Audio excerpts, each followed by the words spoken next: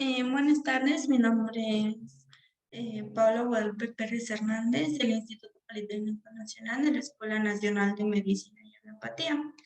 Eh, este trabajo es de experimentación y fue asesorado por el profesor González Soto Salvador. Vamos a hablar primero de lo que es experimentación pura. Este va a ser un método de experimentar medicamentos homeopáticos en personas sanas con el fin de descubrir las propiedades curativas verdaderas y características de las sustancias. Hahnemann fue el primer experimentador puro en la homeopatía. Él experimentó con azufre, belladona y arsénico. Toda sustancia experimentada en el organismo sano es capaz de producir los efectos artificiales o las apariencias de las enfermedades o síntomas de afecciones, según la naturaleza de esa sustancia. ¿Cuáles van a ser las particularidades de este método? Va a ser un método de investigación farmacológica.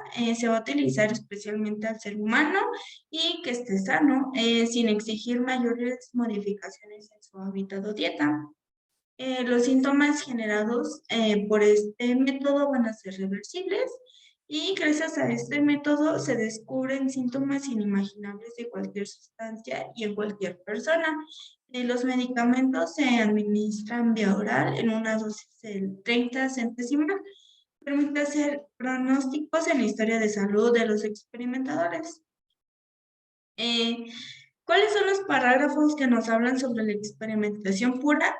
Tenemos el párrafo 106, que nos habla de que se deben de conocer todos los efectos patogenésicos de los diversos medicamentos, es decir, deben de observarse primero todos los síntomas dolorosos y alteraciones de la salud que cada uno de ellos es capaz especialmente de desarrollar en un individuo sano, tanto como sea posible y antes de poder tener la esperanza de encontrar entre ellos y elegir los remedios homeopáticos más apropiados para la mayor parte de las enfermedades naturales.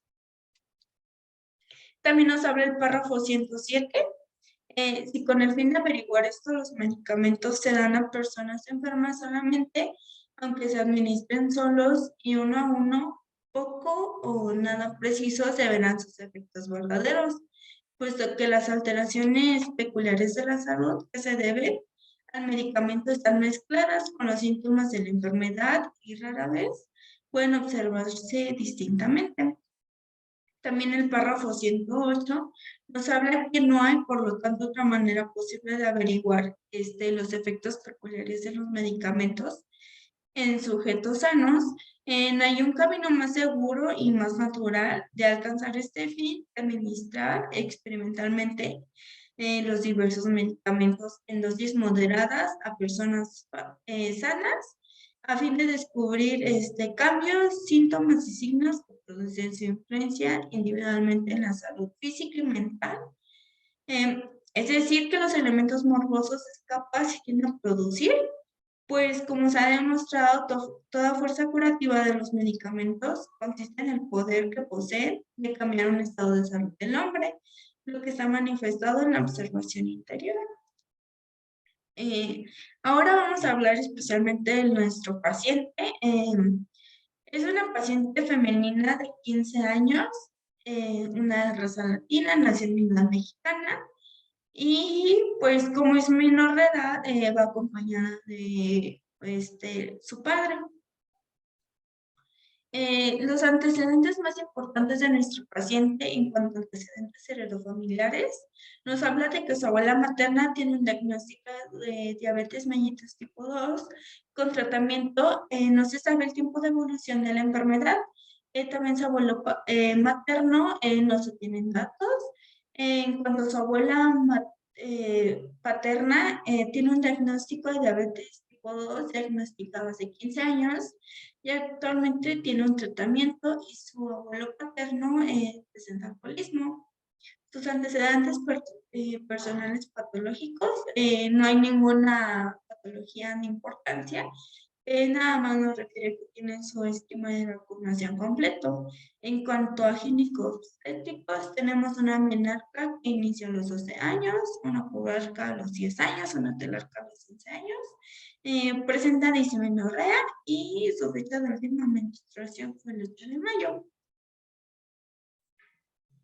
En cuanto a su exploración física, tiene una estatura de 1,60, un peso de 48, una temperatura de 36,5 grados centígrados, una frecuencia cardíaca de 70 latidos por minuto, una frecuencia respiratoria de 21 respiraciones por minuto.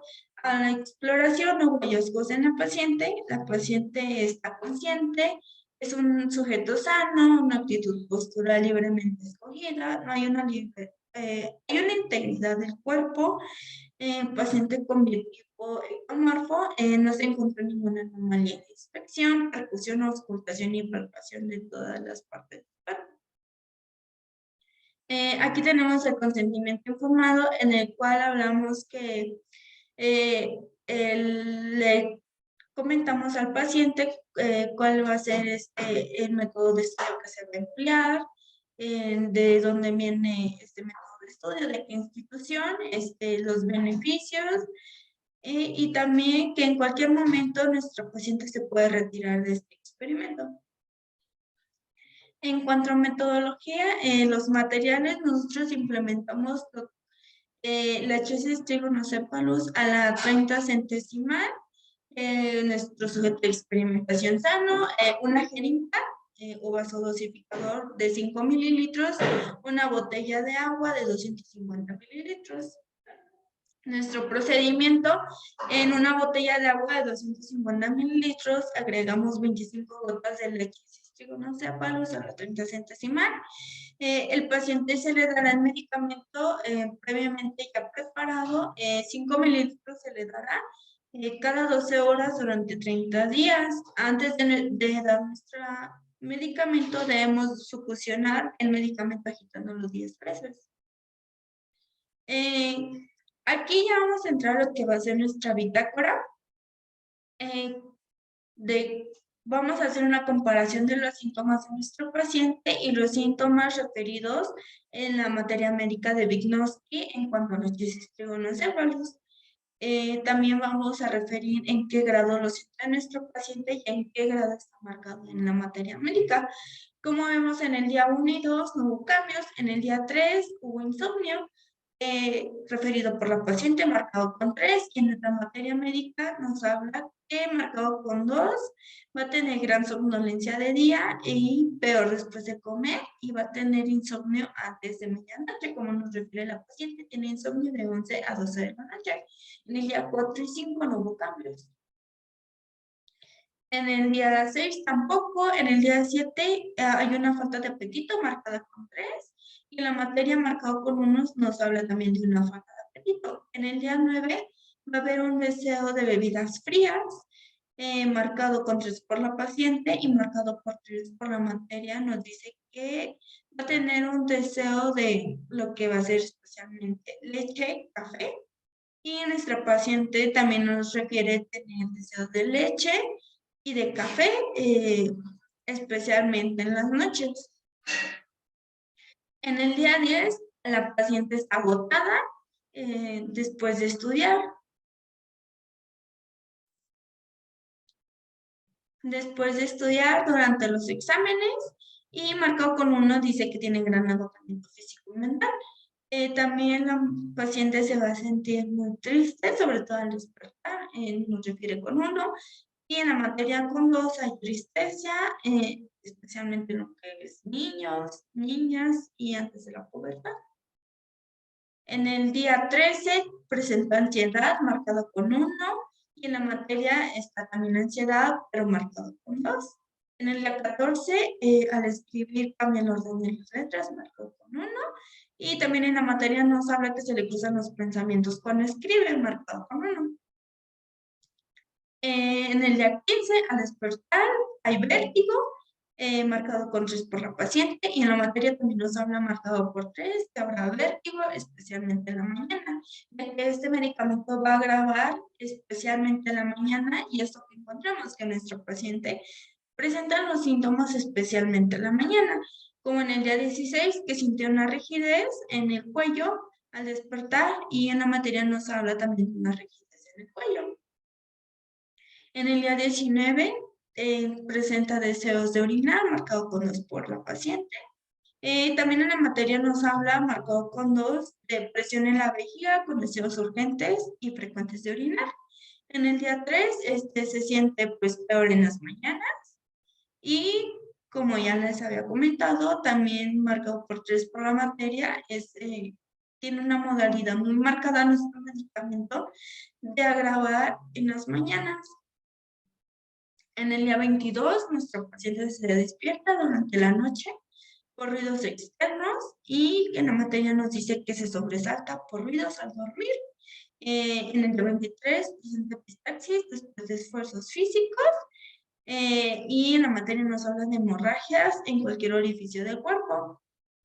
En el día 24 presenta diarrea después de comer, marcado por 1 para el paciente y marcado con 2 diarrea con cólicos violentos. En el día 25 hubo un adelanto en la menstruación, en el cual la materia nos habla que va a haber menstruaciones muy irregulares, marcado con 3. En el día 26 se siente muy activa en la escuela y es capaz de realizar varias tareas a la vez. Y en la materia nos dice que nuestro paciente puede tener 2 polos, en cuanto puede estar muy trabajadora y esto va a ser principalmente premenstrual. En el día 26 en el día 27 presenta cefalea. Y en la materia nos habla que también tiene una agravación por el sueño y las cefaleas principalmente se van a presentar en el sueño. En el día 29 no va a tolerar la ropa pegada, marcado con 2 por la paciente y en la materia nos habla marcado por 3 que tiene una intolerancia a la constricción y al menos contacto con la ropa ceñida. En el día 30 presenta odontalgias desgarrantes después de comer, marcado por la paciente con 1.